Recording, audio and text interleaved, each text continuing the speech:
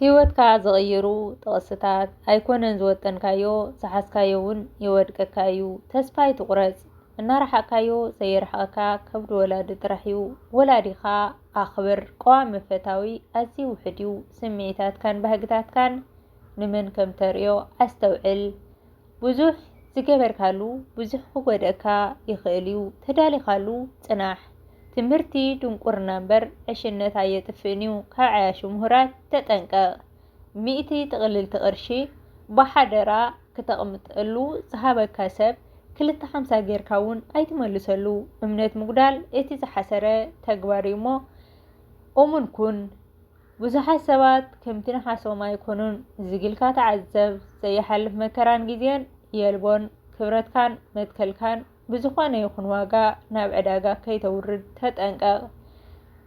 ዘየድልየካ ሰብ ካብ ህይወትካ ንምውፃእ ኣይትሰከፍ ሓደራ ግን ኣይትቀየም ምልእቲ ልብኻ ስለ ዝሃብካዮም ዘሕምቑኻ ዝመስሎም ብዙሓት እዮም ልብኻ ንመን ከም ትባ ኣስተውዕል ሰባት ከኽብሩኻ እንተደሊኻ